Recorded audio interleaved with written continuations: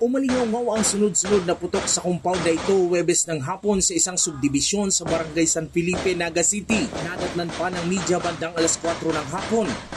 Nagkaputukan na pala ang isang residente at mga nagre-responding pulis.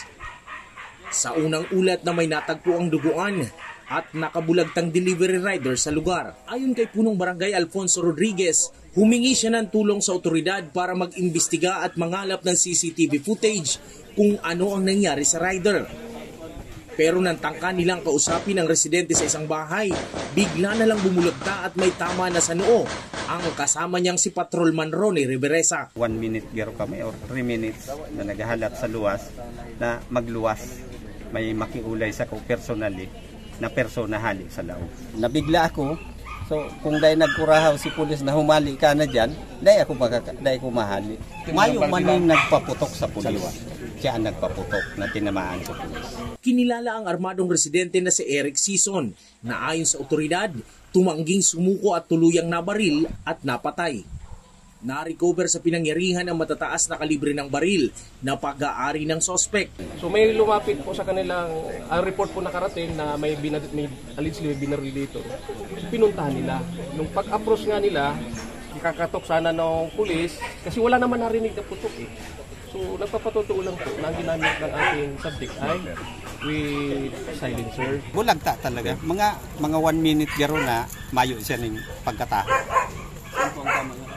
Sa angong igisa ko niya. Pinasok din ng Explosive Ordnance Division ang bahay para siguruhing walang pampasabog sa lugar.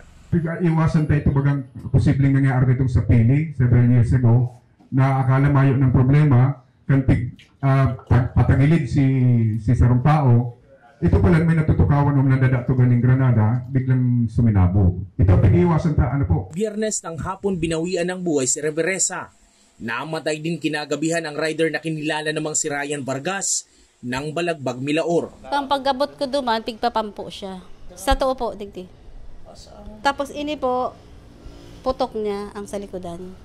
Pero ngunyan, ang bala, dahil man po nahali sa may payo. Ang findings na kan doktor, brain dead na po siya. Sabi kang doktor, dahil na siya ooperahan. Hindi pa rin matukoy ang dahilan kung bakit binaril ng sospek ang rider na ulirang ama sa 2 anak. Masakit pong tanggapon. Inot na inot.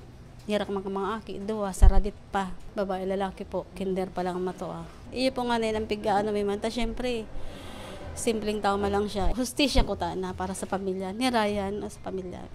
Sa tala ng NCPO, dati nang nasangkot sa paggamit ng illegal na droga ang sospek. Jan Amador, CSN.